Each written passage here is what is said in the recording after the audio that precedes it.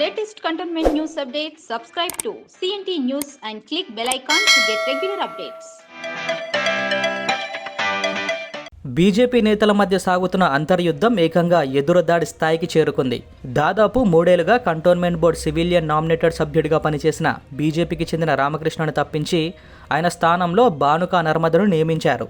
రామకృష్ణకు BJP రాష్ట్ర అధ్యక్షుడు, కేంద్ర మంత్రి కిషన్ రెడ్డి అండదండలు ఉన్నాయి. అయితే ఇటీవల జరిగిన పార్లమెంటు ఎన్నికల్లో మల్కాజ్గిరి ఎంపీగా ఈటెల రాజేందర్ గెలిచారు.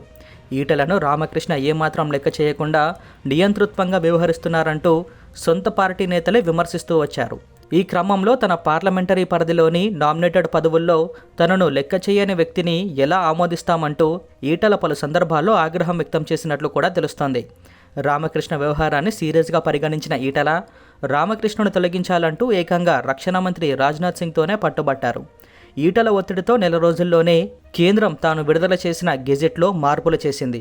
గత నెలలో రామకృష్ణ స్థానంలో బోర్డు మాజీ ఉపాధ్యక్షురాలు భానుకా నర్మద మల్లికార్జును సివిలియన్ నామినేటెడ్ సభ్యురాలిగా నియమించారు. దీంతో కంటోన్మెంట్ బీజేపీ రాజకీయాల్లో పెను మార్పులు చోటు చేసుకున్నాయి. కంటోన్మెంట్ బీజేపీ నేతలు, కార్యకర్తలు అంతా భానుక గూటికి చేరుకున్నారు. తాను పదవి కోల్పోయాక రామకృష్ణ దాదాపు కంటోన్మెంట్కు దూరమయ్యారు. స్థానికంగా ఏ కార్యక్రమానికి హాజరు కావడం లేదు. ఇదిలా ఉండగా గురువారం బోర్డు సభ్యురాలు భానుకా నర్మద రామకృష్ణ ప్రాతినిధ్యం వహించిన 5వ వార్డులోని Shobhana colony, Indrapuri railway colony, సంతోషమాత కాలనీలో పర్యటించారు. ఈ సందర్భంగా ఆయా కాలనీలో నెలకొన్న సమస్యలను స్వయంగా పరిశీలించారు. అనంతరం కాలనీ వాసులతో ప్రత్యేకంగా సమావేశం నిర్వహించారు. గతంలో రామకృష్ణ తన 6వ వార్డులో పర్యటించినప్పుడు చేసిన విమర్శలకు గట్టిగానే సమాధానం చెప్పారు. తాను చదువుకున్న వాడినని, చట్టం తెలిసిన వాడినంటూ చేసిన వ్యాఖ్యలపై ఘాటుగానే స్పందించారు.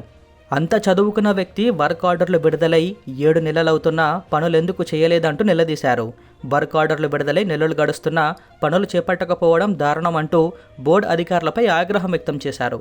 తమ కాలనీలో రోడ్డు నిర్మాణం కోసం 42 లక్షలు మంజూరై 7 నెలలు గడుస్తున్నా పనులు చేపట్టలేదని స్థానికులు ఆమె దృష్టికి తీసుకొచ్చారు. దీంతో భానుక నర్మద స్పందిస్తూ గత బోర్డు సభ్యుడి నిర్లక్ష్యం వల్లే కంటోన్మెంట్లో అభివృద్ధి కుంటుపడిందన్నారు. తనకు కంటోన్మెంట్ చట్టంపై సంపూర్ణ అవగాహన ఉందని, ఉన్నత చదువులు చదివానంటూ పదే పదే చెప్పుకునే మాజీ బోర్డు సభ్యుడి నిర్వాకం ఇదేనా అంటూ ప్రశ్నించారు. తన హయాంలో ఇలాంటి పొరపాట్లు పునరావృతం కానివ్వనన్నారు. పెండింగ్ పనులపై ఇటీవలే బోర్డు ఇంజనీర్లతో సమీక్ష నిర్వహించానన్నారు. నిధుల లభ్యతను బట్టి ప్రాధాన్యత క్రమంలో పనులు చేపడతామన్నారు. అభివృద్ధి పనుల కొనసాగింపు విషయంలో అలసత్వం వహించొద్దని అధికారులకు సూచించామన్నారు. ఈ కార్యక్రమంలో బీజేపీ సీనియర్ నాయకులు టోపీ శంకర్, బీజేపీ నియోజకవర్గ co convener Satish, Indrapuri railway colony president Salman, Chandrashekar, Satish, Parthasarathi తదితరులు పాల్గొన్నారు. ఇప్పుడు ఈ వర్క్ ఆర్డర్ అయ్యి 6-7 నెలలు అయింది. 6-7 నెలల నుండి మళ్ళీ మీకు రోడ్ లేకపోవడానికి కారణం ఈ వర్క్ ఆర్డర్ శాంక్షన్ అయిందని వర్క్ ఆర్డర్ శాంక్షన్ అయితే తెలియదు. యాక్చువల్లీ రామకృష్ణ మనము ప్రజలలో నిత్యము సేవలో ఉండాలి. వర్క్ ఆర్డర్ వచ్చినాక ఖచ్చితంగా ఓ వారంలో, 15 రోజులలో, నెల రోజులలో అయితే పూర్తి చేయాల్సిందే. ఇన్స్ట్రుమెంట్ వేసి అవన్నీ చేసి వర్క్ ఆర్డర్ వచ్చే వరకనే ఓ 6 మంత్స్ అవుతుంది. దాని తర్వాత వచ్చిన వర్క్ ఆర్డర్ను ఫినిష్ చేయాలి. మనకున్న బడ్జెట్ మళ్ళీ వాపస్ పోకుండా ఆ పనులు కంప్లీట్ చేయాలి ఎవరు మెంబర్గా ఉన్నా. కాబట్టి 6 నెలల నుండి మీకు ఈ పనులు ఏంటంటే ఇంకా కొత్త బడ్జెట్లో మేము ఇంకా కొన్ని పెట్టి మీకు చేసుకుంటుంది.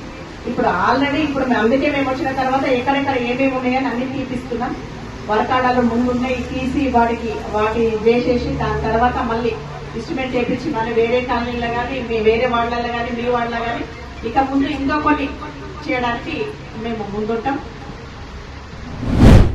అకాల వర్షం కంటోన్మెంట్ను ముంచెత్తింది.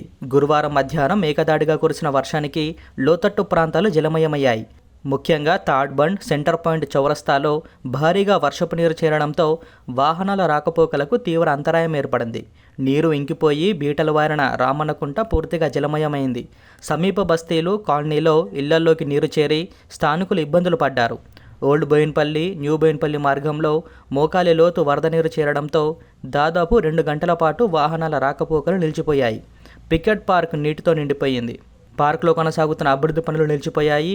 వెస్ట్ మరడపల్లి మార్గంలో రోడ్డుపై నీటి ప్రవాహానికి డ్రైనేజ్ నీరు తోడు కావడంతో స్థానికులు ఇబ్బంది పడ్డారు.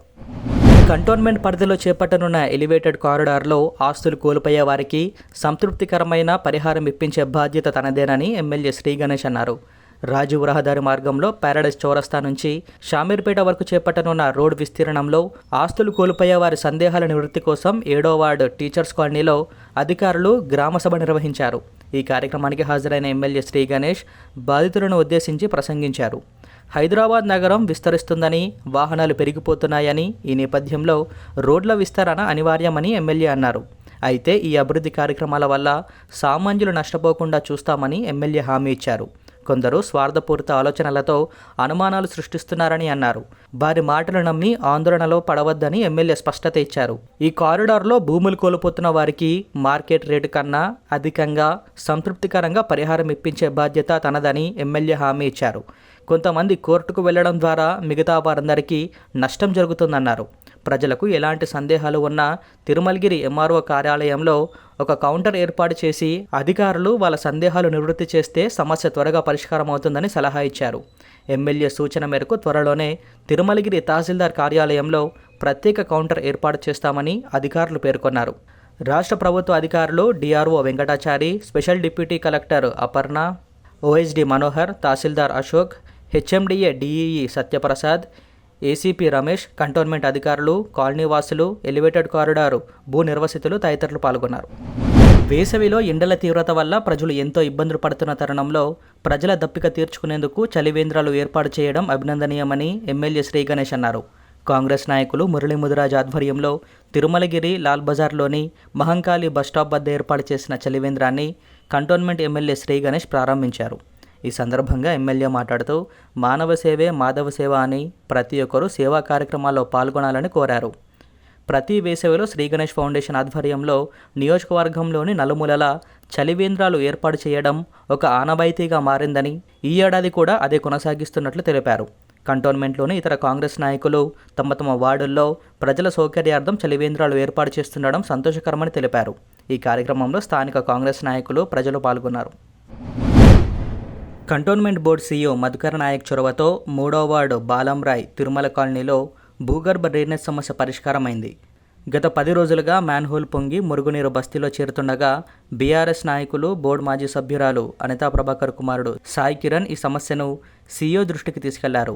దీనిపై స్పందించిన మధుకర్ నాయక్ ప్రత్యేకంగా 4.80 లక్షలు మంజూరు చేయడంతో ఇంజనీరింగ్ విభాగం 100 మీటర్ల పైప్లైన్ ఏర్పాటు చేసి సమస్యను పరిష్కరించింది. ఈ నేపథ్యంలో స్థానికులు సీఈఓ మరియు సాయి కిరణ్కు ధన్యవాదాలు తెలిపారు.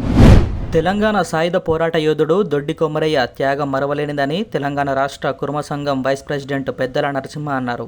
దొడ్డి కొమరయ్య జయంతిని పురస్కరించుకొని నరసింహ ఆధ్వర్యంలో కంటోన్మెంట్ 5వ వార్డు మహాత్మా గాంధీ నగర్లో తెలంగాణ రైతాంగ పోరాట యోధుడు దొడ్డి కొమరయ్యకు నివాళులర్పించారు. ఈ సందర్భంగా నరసింహ మాట్లాడుతూ దొడ్డి కొమరయ్య తెలంగాణ సాయుధ పోరాటంలో పాల్గొని అమరుడైన తొలి కుర్మ వ్యక్తి అని అన్నారు. ఆయన వెట్టి చాకిరిపై తిరుగుబడ్డ ఫిరంగి అని తెలిపారు. దొడ్డి కొమరయ్య పోరాటాలు మనకి స్ఫూర్తిదాయకమన్నారు.